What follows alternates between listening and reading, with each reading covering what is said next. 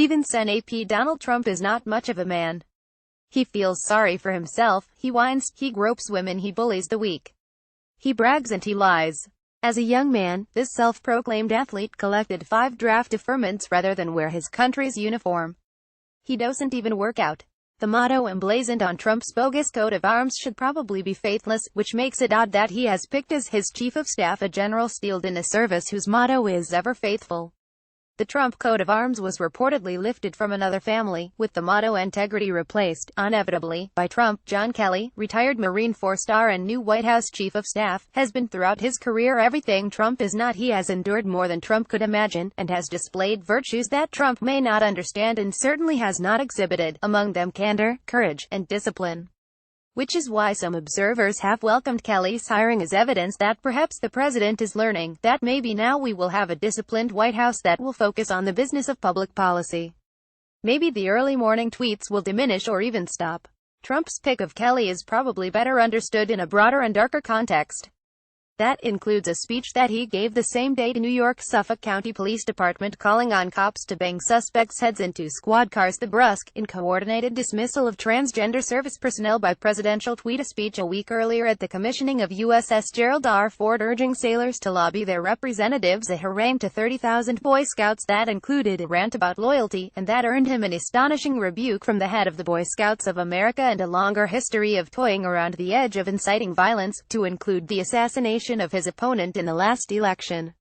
As the coils of the Russia's investigation grow tighter, as his failures in Congress mount, Trump reaches for what he knows, demagoguery of the rawest sort. He reaches as well for what he thinks of as his base, which includes he believes the military, many of whose leaders are actually quietly appalled by what he represents. He has picked Kelly not because of his political or administrative skills but because he thinks of him as a killer, a term of praise in his lexicon, which is why he likes referring to his Secretary of Defense as Mad Dog Mattis, a nickname the former general rejects. Kelly will not organize goon squads for Trump, but the president would probably not mind if he did. More to the point, Kelly's selection, and that of a foul-mouthed financier from New York as Trump's communications director, tells us not that Trump is planning on moderating his behavior, but rather on going to the mattresses. He just may have picked the wrong guy for that mission, that's all. Kelly's decision to take the job lends itself to multiple explanations.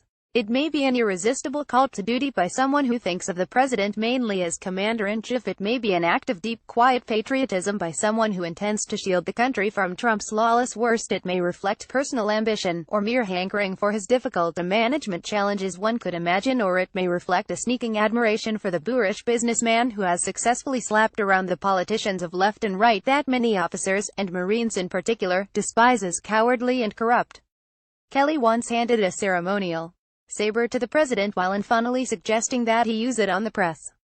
In April, he said the following: if lawmakers do not like the laws they've passed and we are charged to enforce, then they should have the courage and skill to change the laws. Otherwise they should shut up and support the men and women on the front lines. A less supine Congress might have noticed the discourtesy and reacted sharply to being told to shut up. His occasionally contemptuous attitude towards the press and Congress, though, is only one reason why it is highly unlikely that Kelly will succeed. Trump will remain Trump, and the various denizens of the White House are unlikely to treat Kelly with much more deference than they treat one another. He will discover that he is no longer a general, or even a cabinet secretary, but a political functionary, neither more nor less. There was a reason why he spent 42 years on active duty rather than run for mayor of Boston. He probably already knows, but if not he will soon learn, that he will be as dispensable as his predecessor, that Trump hates any of his subordinates being too powerful or too visible. And worst of all, he will soon find himself wrestling with the moral corruption that being close to this man entails. You cannot work directly for Trump while adhering to a code of honesty, integrity, and lawfulness. Sooner or later Kelly will have to defend the White House's jabber about fake news, alternative facts, and witch hunts. He will have to ascribe to Trump virtues that he does not possess, and deny the moral lapses and quite possibly the crimes that he has committed. There is one further reason to find this appointment depressing.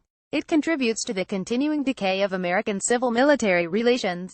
Those of us who were relieved to see James Mattis as Secretary of Defense, H.R. McMaster as National Security Advisor, and Kelly himself as Secretary of Homeland Security, felt that way partly out of appreciation for the virtues of all three men, but also, very largely, out of relief that their sanity might contain their boss' craziness. But it is inappropriate to have so many generals in policy-making positions. It is profoundly wrong to have a president regard the military as a constituency, and it is corrupting to have the Republican Party, such as it is, act as though generals have, if not a monopoly, then at least dominant market share in the qualities of executive ability and patriotism. It is unwise to have higher-level positions in the hands of officials who have openly expressed disdain for Congress, now a dangerously weak branch of government. Trump, who has no idea how many articles there are in the Constitution, neither knows nor cares about any of the niceties of civil-military relations. To their credit, Kelly, Mattis, and McMaster have thought long and hard about these issues. But like any of us, they have their individual limitations, and like any of us, their characters can be eroded by the whirlpool of moral and political corruption that is Donald Trump. The Marines live by a hard code, and John Kelly has endured tests of character more difficult than most of us can conceive. But his hardest tests lie ahead, and neither he nor anyone else can be sure that he will pass them.